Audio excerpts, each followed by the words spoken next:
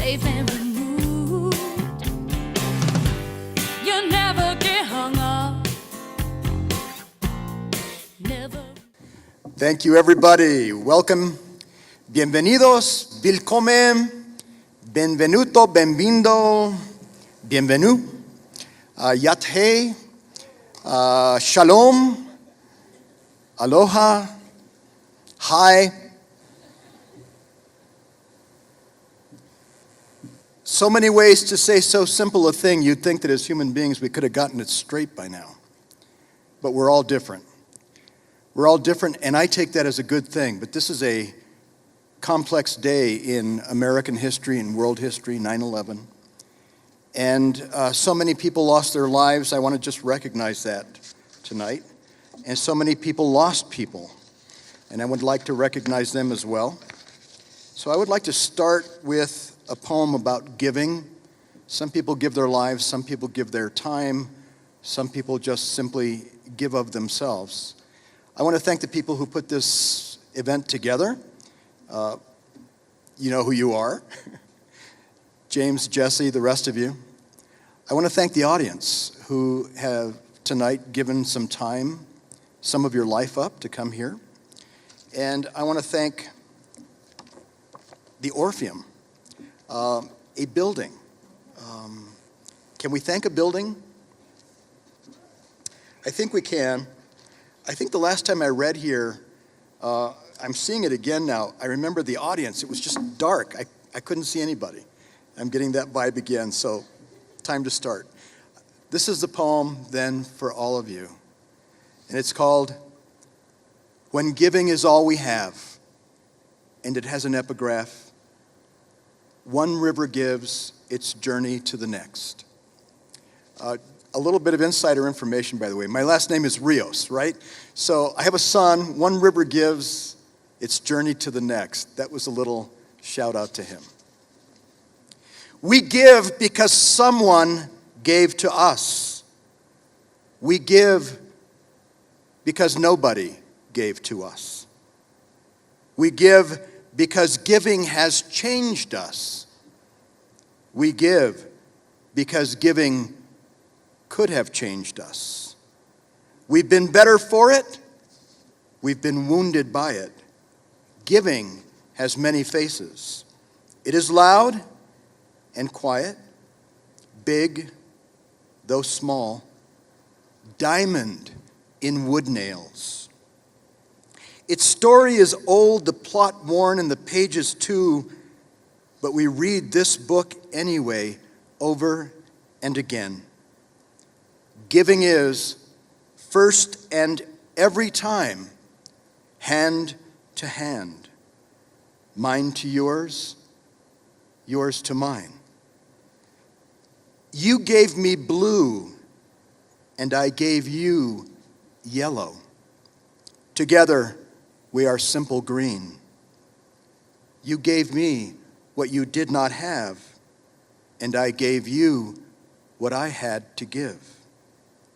Together, we made something greater from the difference.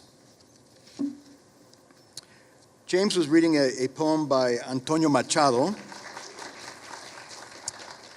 to start off the evening, and it made me think of this. This is a poem really for all of the writers out there and the lovers of the arts.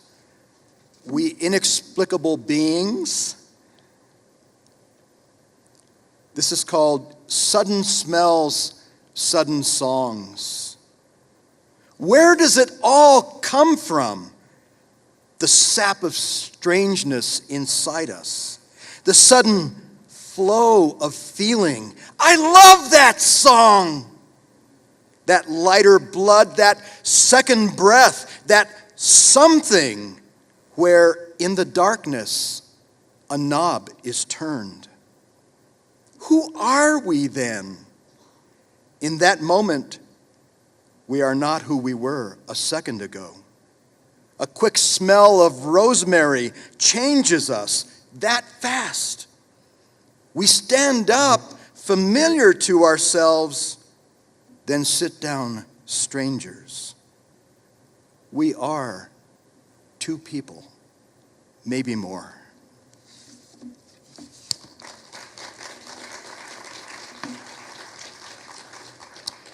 Well, sometimes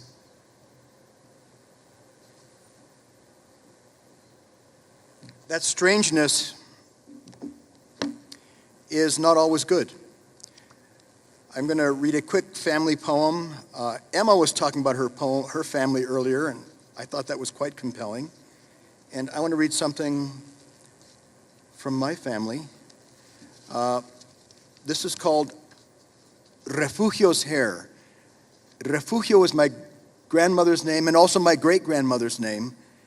And this really is predicated on my great-uncle Carlos, who I had grown up thinking was the most wonderful man in the world until I sat down with my Aunt Norma, who told me the truth. Refugio's Hair. In the old days of our family, my grandmother was a young woman whose hair was as long as the river. She lived with her sisters on the ranch La Calera, the land of the lime, and her days were happy. But her uncle Carlos lived there too. Carlos, whose soul had the edge of a knife. One day, to teach her to ride a horse, he made her climb onto the fastest one, bareback, and sit there as he held its long face in his arms. And then he did the unspeakable deed for which he would always be remembered. He called for the handsome baby, Pirin, and he placed that child in her arms. With that picture of a Madonna on horseback, he slapped the shank of the horse's rear leg. The horse did what a horse must, racing full toward the bright horizon. But first, that horse ran under the alamo trees to rid its back of this unfair weight. This woman full of tears and this baby full of love. When they reached the trees and went under, my grandmother's hair, which had trailed her, equal in its magnificence to the tail of the horse, that hair rose up and flew into the branches as if it were 1,000 arms, all of them trying to save her. The horse ran off and left her, the baby still in her arms, the two of them hanging from her hair.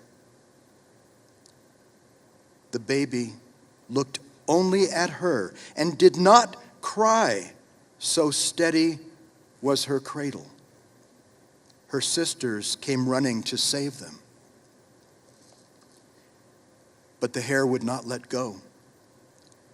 From its fear, it held on and had to be cut, all of it, from her head. From that day on, my grandmother wore her hair short, like a scream, but it was long like a river in her sleep.